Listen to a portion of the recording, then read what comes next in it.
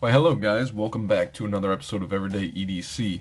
I apologize, I'm slightly congested, but life goes on. Today, we have a gold class review for you of the Spyderco Spydiechef.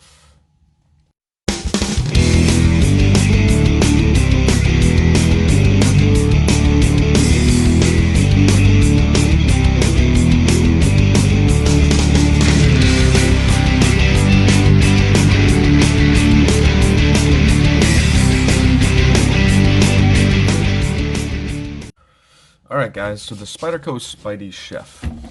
This is actually a pretty unique design in several ways. But it's also kind of like we go back to, if you guys remember my Ferrum Forge Fortis, 2.0, how I said that that was a very basic design in the best of ways. That's kind of where this is, but this takes another element past basic. So we have titanium scales here, and there's a lot of hardware. So we got T6, T6, T6, T8. On the other side, T8, T6, T6, T6, and sweetly enough, T8 on the wire clip. Now this is the wire clip that is ambidextrous. Deep carry, works phenomenally. We have some barrel spacers going on back here, and then we have the lanyard tube right there. So there's a lot of little hardware, but nothing over the top. It's just like one step more than normal, right? We have a titanium frame lock here. All the edges of this are chamfered very, very well. I mean, everything's knocked down so well. The unique thing is there's a giant scallop right here. Now, I was wondering to myself, like, what is that scalloping there for? The only thing I could come up with is maybe when you're doing the pinch grip for actually cooking, because I don't know that I've ever seen that scallop on any other knife.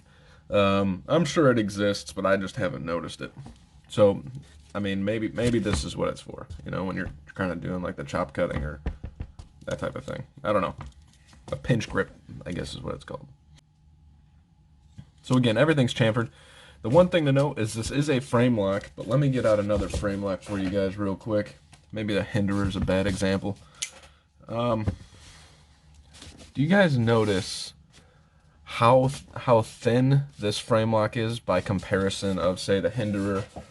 Or it's kind of hard because most of my frame locks are like beefy freaking knives, so it's like I don't want to be like, yeah, see. But I mean, here's even the Riot Epoch, and this is a beefier knife than the Hinderer, but it's, yeah, I don't know. Let's all right. So what I'm showing here is this is actually a better. Hold on. I promise this is going somewhere. Okay, so here's my Hinderer skinny sheep's foot. Here is my Spydiechef, and then here is my Roxy by Wii. If you guys look at the width of the frame locks or the lock bar, you're gonna notice that the Wii is actually thicker down here, but just about as thin going on here. But the length is probably about 2/3. The Hinderer is much fatter all the way through. Now, the reason I'm pointing this out, again, I promise there's a reason. All right, so the reason that I'm pointing this out is when I first got it, I always do my checks. I'm always like, all right, this thing's sweet.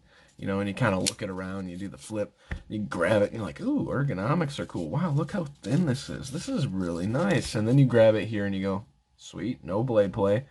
And then I always give it a little bit more of a tug than I probably should. Tug and pull, right? And I can feel it flexing. And I don't know that I can demonstrate this on camera, but there is a little bit of, I was calling it lock rock. And I was like, what the hell? That sucks. I can't believe this thing has lock rock. Well, in looking at it, it's locked up just fine, and realistically, like a light back and forth, there's nothing. But when you start to go heavy, I can start to feel it. You know what I've actually noticed is that when I move it back and forth heavily, this lock bar is so light. Just absolutely so light. And it doesn't, I don't even notice that. Hold on. I don't think it has an over travel stop either, which is dangerous. Yeah, this has no over travel stop, and it is just so light. It's dangerous. So as I'm moving it, this thing is kind of flexing. It sounds weird as hell, but I swear that's what's going on because I've never seen it happen before. And actually, with light, it doesn't have it. But when you press down real hard, you can feel it kind of like flex through here. So it's not that this has any lock rock; it's that it has such a narrow lock bar that it is actually flexing on you a little bit. Just one thing to point out. Do I think that's a bad thing? No, because as I'm using it, I never find myself in a position that I'm like constantly putting that kind of pressure there. But that also means that if I'm going to be doing any hard use stuff, my hinder is coming out before the Spydiechef. Oh man, I'm like gutting through these. I got this cough. I don't really feel sick, but I got this cough that's just annihilating me. All right, so there's that.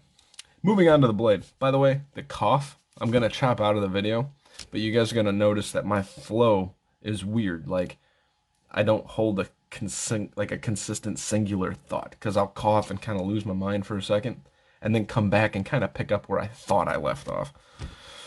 Anyways, so this is a very, very cool looking sheep's foot style blade, LC200N, so it's virtually rust proof.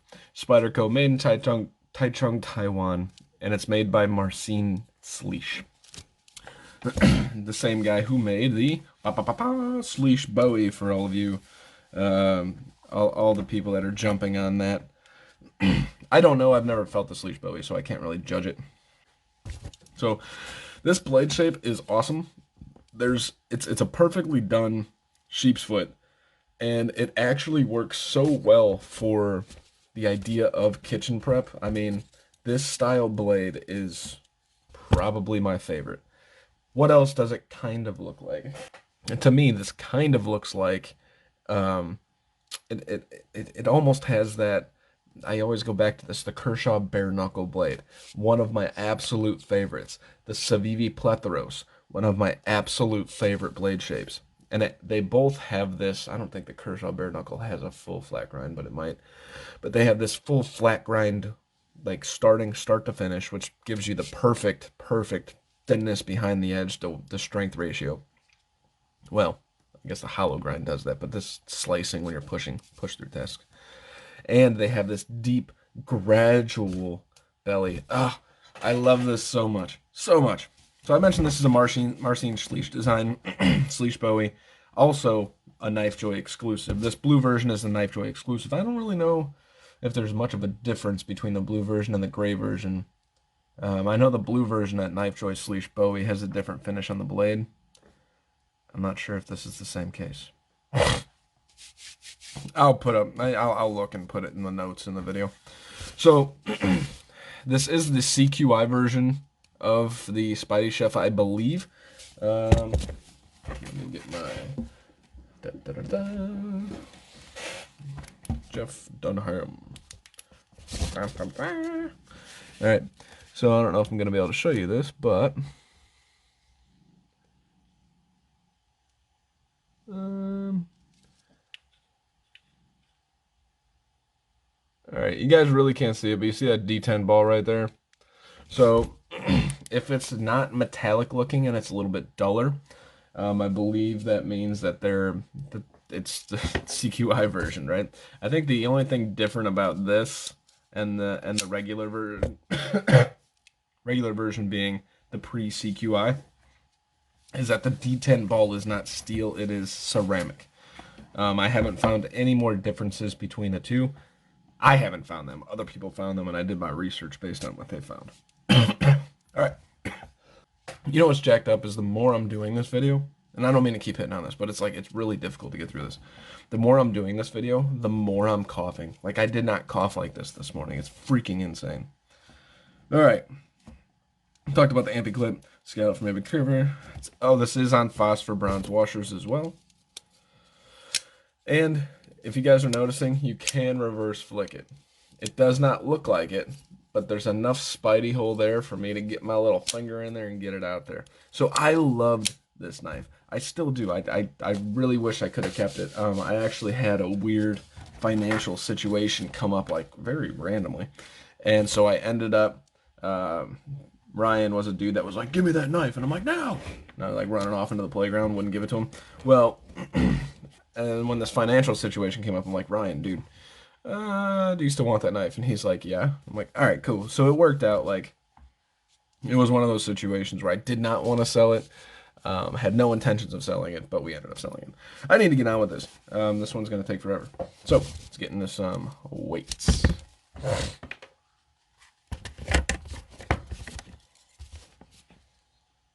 All right, so the weight of the Spyderco Spydiechef is coming in at a 3.78 ounces. Not too shabby. Under the 4-ounce mark, so you're doing good. And it doesn't surprise me because this thing's actually really, really kind of, I'm not going to call it small. I guess it's small. I don't know.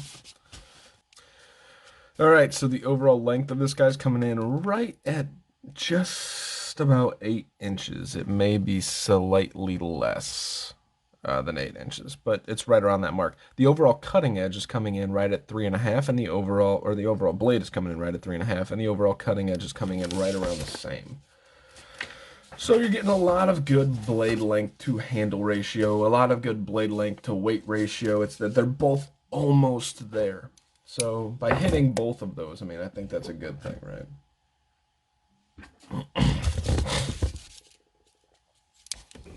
All right. So the overall thickness of this guy's coming in really, really thin, coming in at about 120 thousandths. But let's check this out.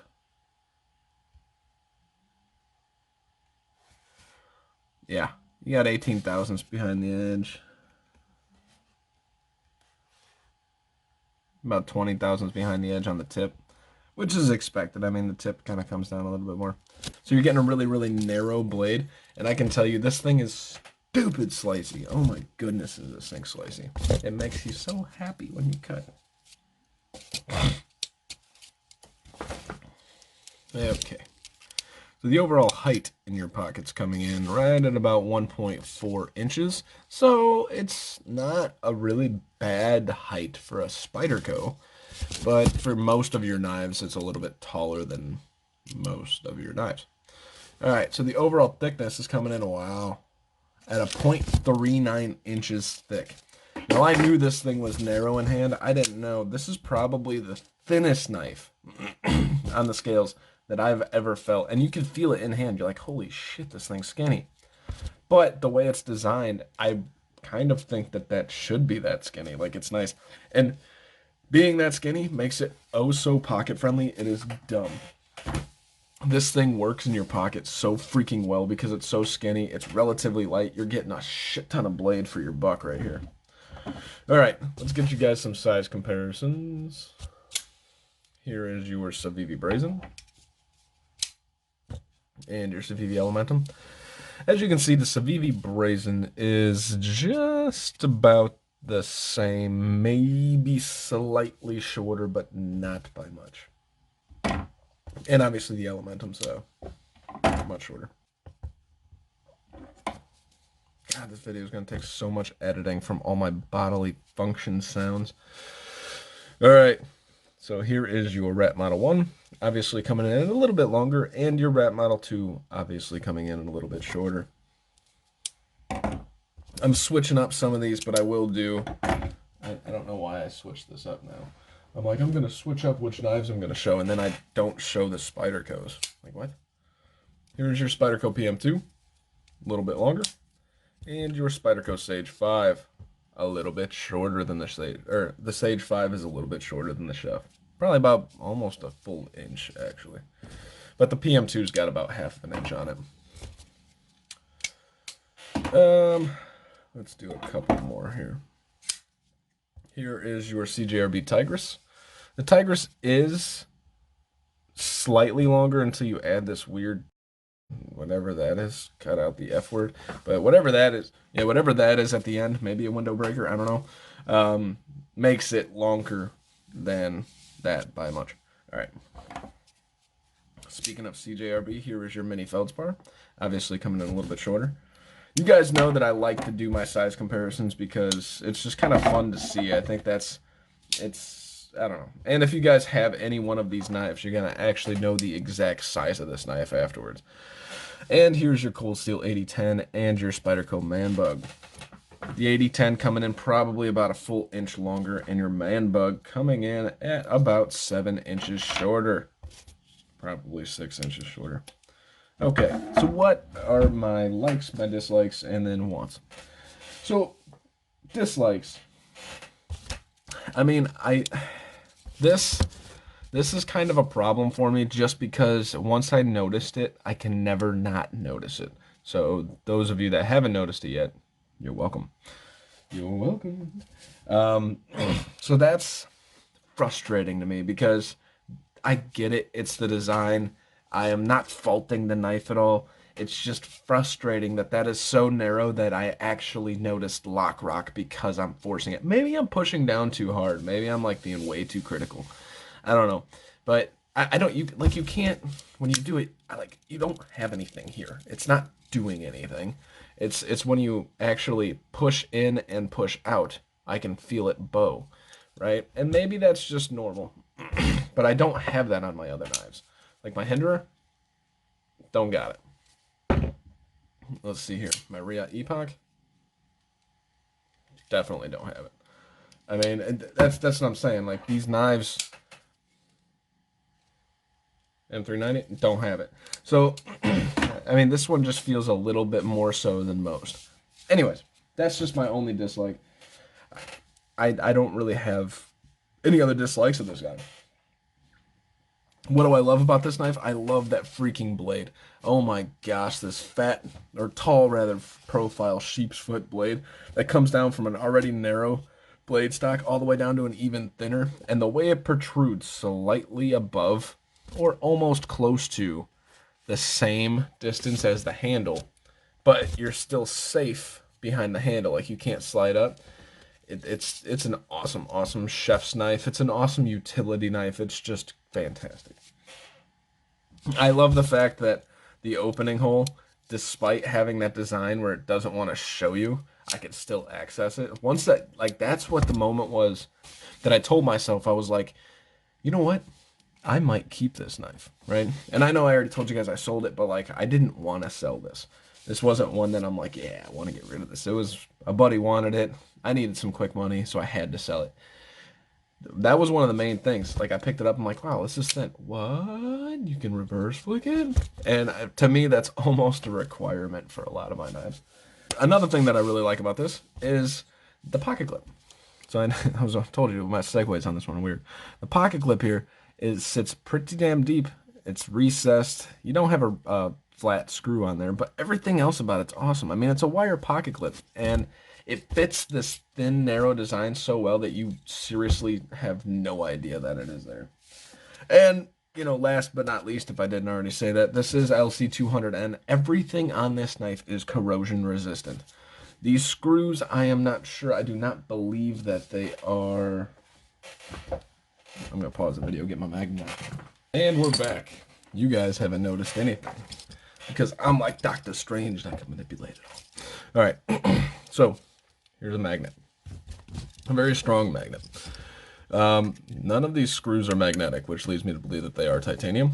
None of these barrel spacers are magnetic, nor is the lanyard tube magnetic, which leads me to believe it's titanium. The pocket clip is, but that doesn't mean it's going to corrode. It just means that it's magnetic, right? I say that because I don't know that you want a wire titanium pocket clip. I don't know that that's a good idea. There is no over travel stop, which now that I'm thinking about it, why would there be if you're trying to prevent corrosion on this guy? Yes, this is magnetic, but it's not that big of a deal because it's a freaking blade. Everything else, and I believe the stop pin. Yeah. The stop pin's magnetic. So basically what I'm telling you is steel, steel, steel. That's it in this entire knife. So the stop pin, the pocket clip, and the blade itself are steel. Now the blade is LC200N. I would have to assume that the other pieces are stainless. To put that into perspective, I tried to take the liners of my Manix 2 and do some stupid shit with them where I tried to acid etch them because it was just like my complete Frankenstein, like let's see what I can do before I knew what I was doing type of thing like a year ago. I left those liners from the Manix 2 in some ferric acid for like 2 days, guys. Maybe it wasn't 2 days. Maybe it was like 6 hours or 8 hours or 10 hours. It was a long freaking time. And they were completely clean. So,